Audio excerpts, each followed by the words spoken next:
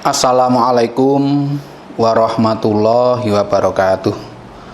Alhamdulillah alladzi arsala rasulahu bil huda wa dinil haq wa kafa billahi syahida.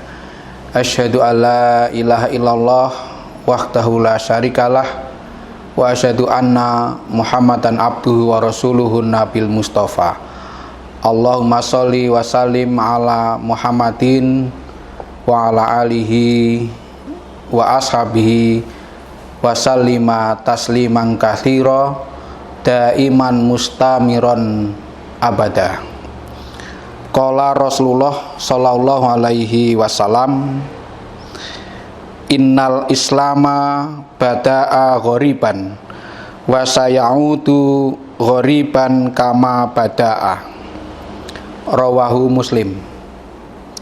Pemirsa yang berbahagia, Rasulullah Shallallahu Alaihi Wasallam bersabda bahwa Islam itu pada awal kehadirannya adalah asing dan nanti akan kembali asing seperti pada saat awalnya. Fatuba lil ghuraba, pada riwayat yang lain ditambahi dengan kalimat itu, maka berbahagialah orang-orang yang asing itu. Tentu hadis ini bagi kita tidak boleh dipahami secara pesimis, karena Allah mengatakan Islam itu awalnya asing, tidak dikenal, kemudian nanti akan kembali asing seperti pada saat awalnya. Bahkan Rasulullah mengatakan berbahagialah orang yang asing itu. Ini bukan berarti perintah untuk kita menjadi orang Islam yang menyendiri, yang tidak mau bergaul dengan orang-orang, tidak mau terjun ke dalam masyarakat, takut ketularan dosanya, takut kecipratan kemaksiatannya, lalu eksklusif sendiri, tidak mau bercampur dengan orang lain, tidak mau berjamaah. Sama sekali bukan seperti itu.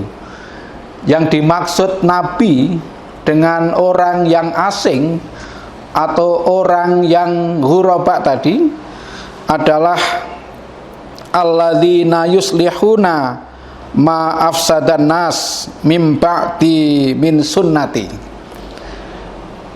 Yang dimaksud ghuraba itu bukan yang saya sebut tadi, bukan orang yang memisahkan diri dari pergaulan sosial, bukan, tetapi orang-orang yang mengadakan perbaikan, orang-orang yang menghidupkan kembali terhadap sunnah Nabi, sunnah Rasulullah Shallallahu Alaihi Wasallam yang telah dirusak atau dicampur dengan kebatilan, atau sudah tidak diamalkan lagi sunnah-sunnah itu oleh manusia sepeninggal Rasulullah Sallallahu Alaihi Wasallam.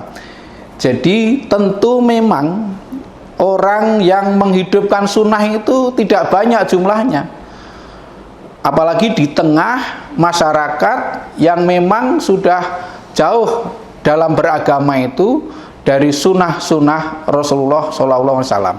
Dan ini butuh perjuangan, dan orang yang mau berjuang itu tidak banyak jumlahnya. Orang yang mau mengambil risiko dalam perjuangan itu memang sedikit ya.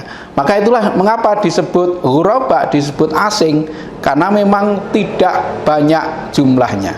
Orang yang sanggup berjuang menegakkan dan menjunjung tinggi agama Islam itu tidak banyak jumlahnya. Maka berbahagialah orang-orang yang mau terjun berjuang menegakkan dan menjunjung tinggi agama Islam di tengah masyarakat yang sudah agak abai terhadap sunnah-sunnah Nabi, terhadap ajaran-ajaran Islam yang benar. Itu agak mengabaikan. Maka orang yang demikian inilah orang-orang yang memang asing, bahkan kadang disebut aneh ya, karena beda dengan kebiasaannya. Harap dimaklumi bahwa ajaran Islam untuk sampai ke negeri kita itu membutuhkan waktu yang panjang, juga jarak yang tidak terbatas, sangat jauh, sejak Nabi Muhammad SAW sampai zaman kita. Nah, tentu perjalanan panjang dan melalui berbagai negara sangat sudah bersinggungan dengan budaya-budaya tempat ajaran Islam itu dilewati. Nah, maka orang yang menghidupkan sunnah Nabi kembali kepada ajaran yang murni, tentu menurut cara Muhammadiyah ya, kembali kepada ajaran yang murni menurut cara yang dipahami oleh persyarikatan kita, itu adalah orang-orang yang memang sanggup untuk berjuang. Perlu kita pahami bahwa tajdid atau pemurnian di dalam persyarikatan kita itu mencakup dua aspek. Aspek pemurnian dan aspek pengembangan. Aspek purifikasi dan aspek dinamisasi.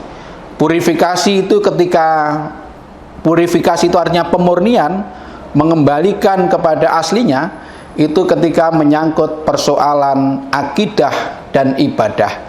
Kita tidak bisa tawar-menawar. Soal akidah dan ibadah, rumus kita hanya taat kepada Allah dan Rasulnya. Tidak boleh menambah, tidak boleh mengurangi. Yang dipakai dalam menerima urusan akidah dan ibadah adalah hati, bukan akal. Sebab kadang-kadang ada prosesi ibadah atau persoalan akidah, keyakinan, keimanan, itu ada keterbatasan akal untuk memahami. Contoh paling sederhana, ketika kita buang angin, wudunya batal. Nah, yang batal itu kan belakang, tapi ketika wudu yang dicuci mukanya. Nah, itu kan kalau pakai akal tidak ketemu itu.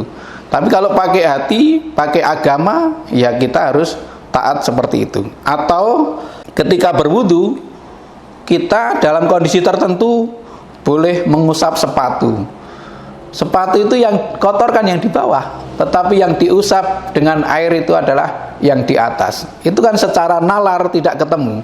Tetapi kalau kita pakai agama, ya adanya hanya taat saja. Kemudian yang kedua, pada aspek muamalah duniawiyah, dalam aspek pergaulan sosial, soal kemasyarakatan, soal kesejarahan, maka berlaku tajdid yang disebut dinamisasi, pengembangan. Artinya selalu beradaptasi dengan dinamika sejarah. Orang yang tidak mau beradaptasi dengan dinamika sejarah, dia otomatis akan punah. Dengan demikian, dalam urusan ilmu pengetahuan dan teknologi, dalam urusan kemasyarakatan, itu tidak berlaku istilah fitnah.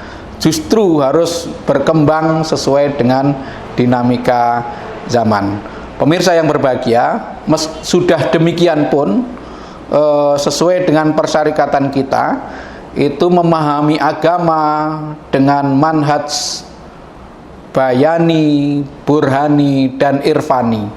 Bayani itu didasarkan pada teks, burhani itu menggunakan ilmu pengetahuan, artinya sesuai dengan konteks, kontekstual, dan irfani itu spiritualitas yang melahirkan akhlak dan adab yang mulia. Sehingga sederhananya, kita tidak pemurnian atau tidak tajdid yang sifatnya tekstualis, tetapi teks disesuaikan dengan pemahamannya menggunakan ilmu pengetahuan juga konteks, sehingga melahirkan pribadi-pribadi dengan akhlak yang mulia dan beradab yang tinggi.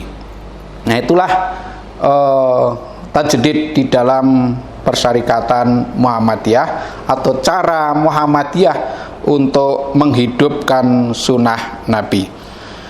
Rasul juga mengatakan yang dimaksud orang ghuraba itu adalah alladzina yasluhuna idza fasadan nas gitu. Orang-orang solih ketika banyak orang telah rusak akidah dan Islamnya.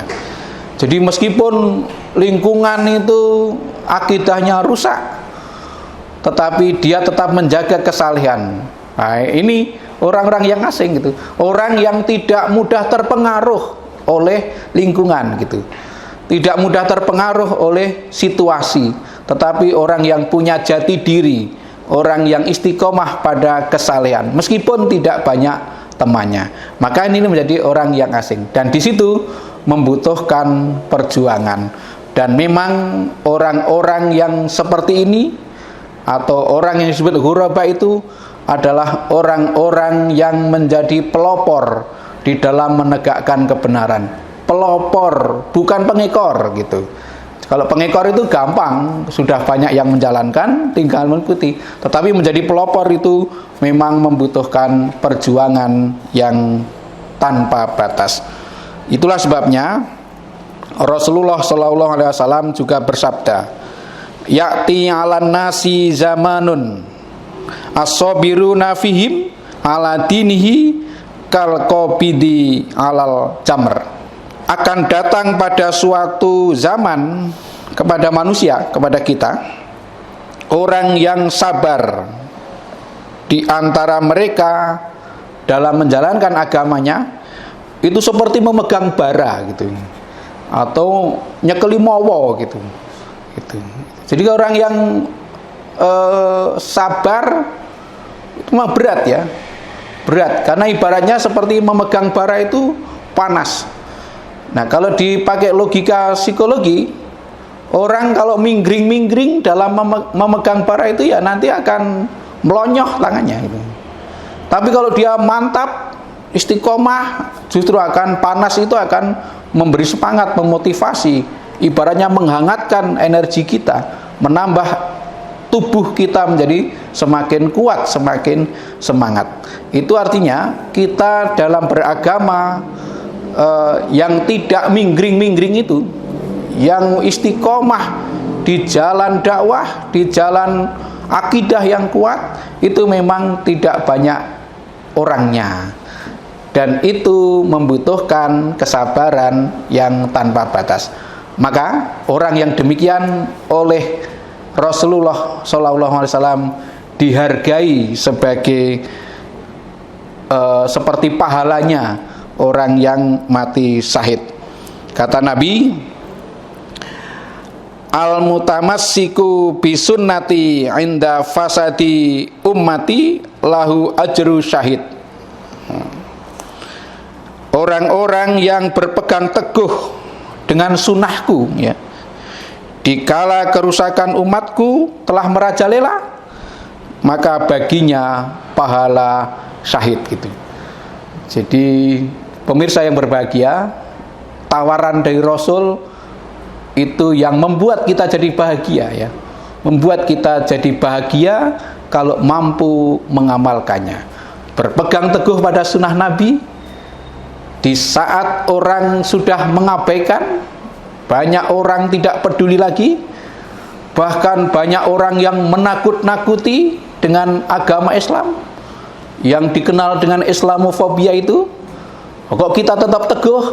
Oh, itu nilainya seperti nilai orang yang mati syahid ya. Jadi banyak ungkapan-ungkapan dari orang yang tidak suka dengan ajaran Islam, meskipun mereka memeluk agama Islam ya, tetapi kita tetap teguh menegakkan dan menjunjung tinggi agama Islam sehingga terwujud masyarakat Islam yang sebenar-benarnya. Insya Allah kita akan menjadi pribadi-pribadi seperti yang dikehendaki Nabi, yang diberi pahala syahid. Dan sekali lagi, itu jumlahnya tidak banyak. Karena tidak banyak, maka disebut asing, yang oleh Nabi disebut ghuraba. Dan itulah yang dimaksud oleh Rasulullah dengan fatuba lil ghuraba. Maka berbahagialah orang-orang yang asing itu. Jadi orang yang tidak banyak jumlahnya dan menjadi pejuang-pejuang yang tangguh, yang istiqomah dalam menegakkan dan menjunjung tinggi ajaran Islam sesuai dengan dinamika zaman. Demikian, billahi taufik wal hidayah. Assalamualaikum warahmatullahi wabarakatuh.